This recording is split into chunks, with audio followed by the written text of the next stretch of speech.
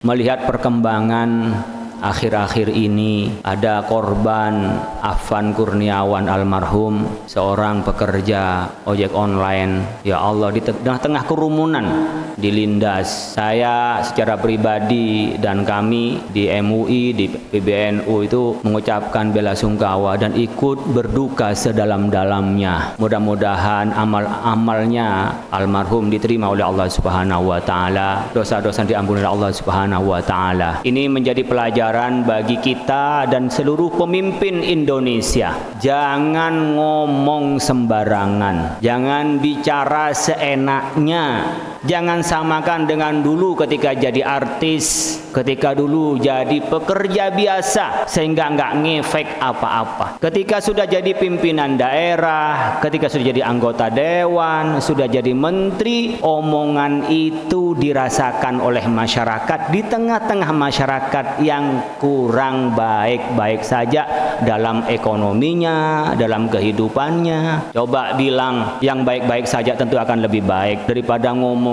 orang dibilang tolol, lalu orang dianggap hal-hal yang kecil, umpamanya harga-harga gaji itu kecil bagi dia, tapi bagi orang lain besar. Jangan ngomong bahwa guru itu adalah beban negara. Bukan beban, tanggung jawab, dan sudah menyelesaikan persoalan-persoalan kebodohan umat. Oleh karena itu, ini menjadi pelajaran bagi kita. Saya berharap ini sudah cukup buat pemerintah. Pemerintah sudah minta maaf, ketua DPR minta maaf, tapi tidak cukup hanya maaf, diperbaiki. Tunjangan-tunjangan buat DPR itu dihentikan, jangan diteruskan.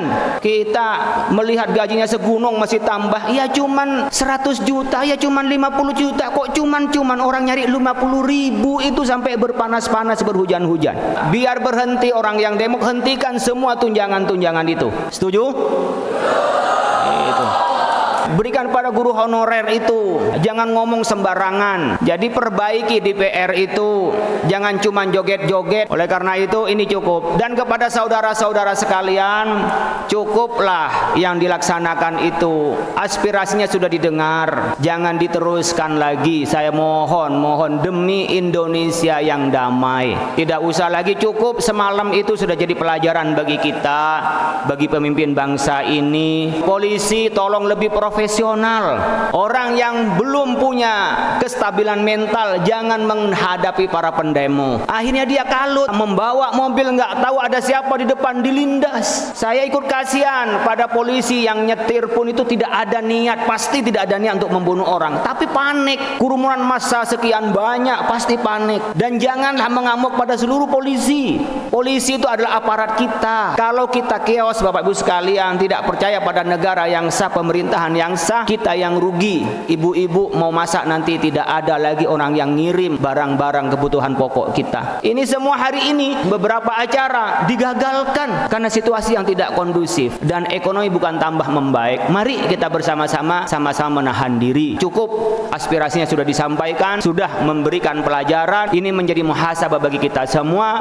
Para pemimpin tidak cukup minta maaf, diperbaiki. Hentikan seluruh tunjangan-tunjangan pada DPR dan turunkan tarif-tarif pajak itu. Pajaknya itu jangan ditinggi-tinggiin terus. Orang sudah tidak ngapa-ngapain masih dipajak lagi. Punya penghasilan dikit, pajaknya sekian banyak. Coba pemerintah itu lebih cerdas, maksimalkan sumber daya alam, maksimalkan sumber daya manusia. Bagaimana sehingga bisa memberikan kesejahteraan kepada masyarakat. Bukan pajak naik 300%, 1000%, apapun dipajak. Sampai PSK mau dipajak. Inna lillahi wa inna ilaihi raji'un. Mari cari cara yang halal Indonesia ini biar berkah. Bukan hanya sekedar uang yang masuk sama dengan kehidupan kita berkeluarga. Bukan hanya ngumpulin uang, tapi uang yang halal, uang yang baik sehingga warga negara Indonesia menjadi baldatun thayyibatun wa rabbun ghafur, gemah ripah loh jinawi, menjadi keluarga kita Indonesia ini,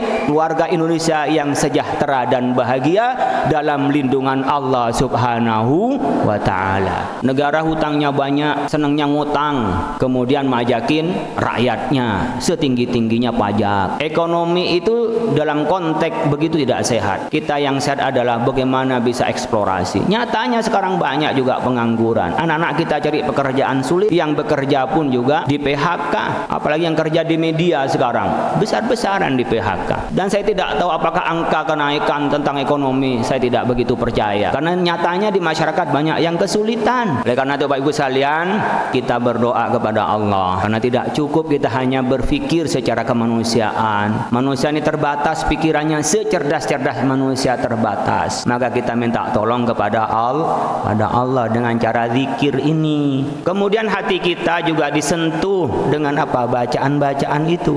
Bacaan Asmaul Husna, bacaan Fatihah, bacaan zikir, istighfar. Ini adalah untuk menyentuh kehidupan kita ini, karena tidak tahu ke depan apa yang terjadi. Ini Bapak Ibu sekalian perlu kita ingatkan. Hal-hal yang mutakhir saya akan singgung dalam pengajian ini, karena kita perlu menyikapi. Gimana cara menyikapi? Ya, ibu bapak sudah cukup yang ikut demo kemarin, sudah selesai. Kami minta untuk kembali bekerja. Kita lihat kepada pemimpin kita untuk memberikan perubahan-perubahan itu.